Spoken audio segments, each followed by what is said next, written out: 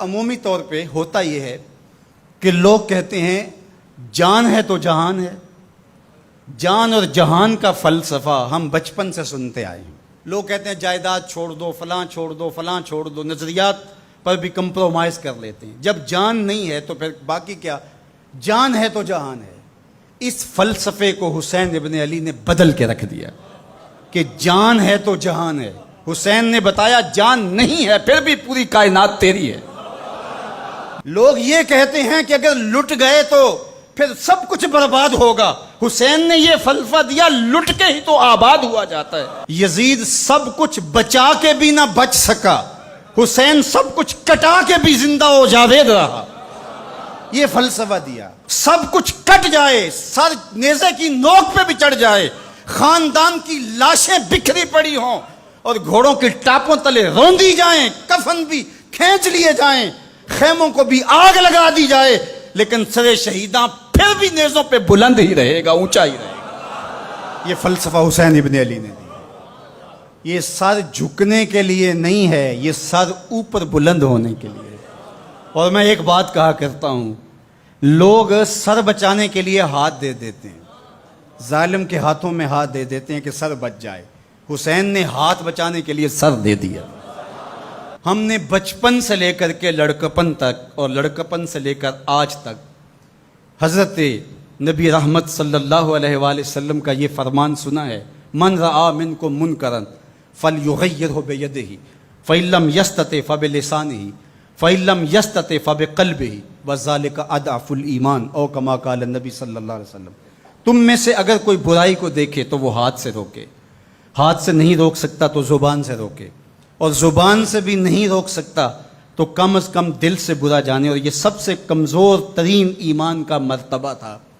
جو لوگ کہتے ہیں امام حسین کربلا میں کیوں گئے، میں انہیں کہتا ہوں امام حسین حضور کی گود کے پالے ہوئے تھے، کمزور ایمان والے نہیں تھے کہ دل میں ہی کڑتے رہتے اور ظلم کو اور جبر کو اور زیادتی کو اور ناانصافی کو ہاتھ اور زبان سے نہ روکتے. حضرت امام حسین کے خطبے دیکھ لیجئے، قدم قدم پہ خطبے دیے. محمد بن حنفیہ کے نام جو آپ نے وصیت نامہ لکھا تھا، آپ نے فرمایا انی لم اخرج عاشرا ولا بطرا ولا مفسدا ولا ظالما، میں سیر سپاٹے کے لیے نہیں جا رہا اور نہ ہی میں اپنی کسی خواہش کی تکمیل کے لیے جا رہا ہوں. میرے اہداف میں، میری خواہشات کے کسی گوشے میں یہ موجود نہیں ہے کہ میں تخت و تاج حاصل کر لوں گا.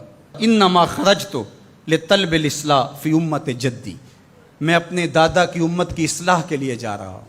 ارید ان آمر بالمعروف وانہی عن المنکر، میں امر بالمعروف اور نہی عن المنکر کے جذبوں سے مالا مال ہو کے میں اس سفر کو اختیار کر رہا ہوں. جب شریعت کا مذاق اڑایا جا رہا ہے، شریعت کی شکل بدلی جا رہی ہے، خلافت کا رشتہ قرآن سے ٹوٹ گیا ہے اور ایک نئی صورت دین کو دی جا رہی ہے، اور جو اس سانچے میں ڈھل کے دین نکلے گا وہ محمد عربی کا دین نہیں ہوگا، جو طائف کے بازاروں سے لے کے مکے کی گلیوں تک، احد سے لے کر غزوہ حنین تک حضور نے خود اور اپنے اصحاب کو تکلیف میں ڈال کے جو دین دیا، جو امت تشکیل دی. یزید اس سارے نظم کو بدل رہا ہے، تو کیا نبی کا نواسا جس کو حضور نے گود میں پالا ہو وہ خاموش ہو کے بیٹھ جائے؟ کہا حسین ایسا نہیں ہونے دے گا، اور اس کی جو بھی قیمت ادا کرنا پڑی حسین وہ قیمت ادا کرے گا. اور پھر اس کی قیمت چھوٹی نہیں تھی جو ادا کرنا پڑی. اگر حضرت امام حسین رضی اللہ تعالیٰ عنہ اس وقت کربلا کے تپتے ہوئے ریگزار میں، اس میدان حق و باطل میں اپنی قربانی پیش کر کے جبر کا راستہ نہ روکتے تو یہ بات اچھی طرح سے ذہن نشین کر لیجئے، اسلام کی یہ شکل جو آپ کو دکھائی دے رہی ہے یہ موجود ہی نہ ہوتی. دنیا کے اوپر کتنی تہذیبیں، کتنی ملتیں اور کتنی اقوام، جب ان کے اندر تغیر آیا تو وہ اپنی اصل صورتی چیزیں کھو بیٹھی.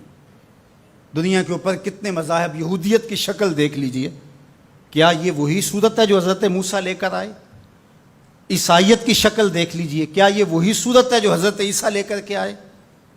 ابھی کچھ دن ہی نہیں گزرے تھے تو حواریوں کے بعد جو ہوا اور جس طرح سے دین عیسیٰ کا حلیہ بگاڑ کے رکھ دیا گیا، جس طرح موسوی دین کی شکل تبدیل کر کے رکھ دی گئی، تو کیا دین محمدی کی شکل باقی رہ جاتی؟ جب یوں دین کی صورت اور شکل کو بدلنے والے میدان میں آپ موجود ہوئے تھے، لیکن باقی ادیان، باقی تہذیبیں، باقی ملل، باقی قومیں، ان کی شکل اس لیے تبدیل ہو گئی کہ اس شکل کو بچانے والا کوئی حسین وہاں نہیں تھا، اور یہاں اس دین کی اصل صورت اور شکل اس لیے موجود رہی کہ اس دین کو بچانے والا حسین ابن علی موجود تھا۔ مسٹر گوکھلے نے کہا تھا کہ اگر حسین ابن علی رضی اللہ تعالی عنہ نہ کھڑے ہوتے تو اسلام یا تو مٹ ہی جاتا، اور اگر موجود رہتا تو اس کی وہ شکل نہ ہوتی جو محمد بن عبداللہ لے کر آئے تھے، اس کی شکل وہ ہوتی جو یزید پیش کر کے جاتا۔ لیکن حسین ابن علی کی قربانی، ان کی نہضت کی وجہ سے، ان کے قیام کی وجہ سے، ان کے کھڑا ہو جانے کی وجہ سے 14 صدیاں گزرنے کے بعد آج بھی وہی اسلام ہے جو آمنہ کا لال دے کے گیا تھا۔ یہ حسین ابن علی کا کام ہے جو حسین نے کیا۔ اس لیے حضور نے ناز کیا حسین پر، کہا کہ حسین منی و انا من حسین، حسین مجھ سے ہے اور میں حسین سے ہوں۔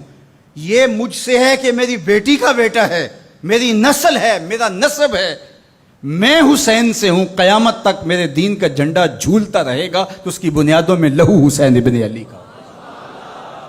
حضرت امام حسین رضی اللہ تعالی عنہ نے ایک بات کہی تھی جب بیعت کا آپ سے مطالبہ کیا گیا، تو آپ نے یہ نہیں کہا کہ میں یزید کی بیعت نہیں کرتا، بلکہ آپ کا جملہ تاریخ ساز ہے، بڑے لوگوں کا کلام بھی بڑا ہوتا ہے اور حکمت کے نور سے بھرا ہوا ہوتا ہے، قیامت تک ایک نسب العین دینا تھا۔ یہ نہیں کہا کہ حسین ابن علی یزید کی بیعت نہیں کرے گا، بلکہ کہا مثلی لا یبایع مثلہ، میرے جیسا اس جیسے کی بیعت کیسے کر سکتا ہے؟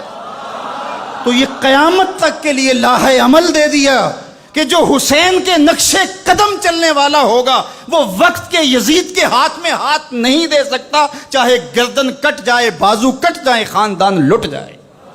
یہ حسین ابن علی کا پیغام ہے۔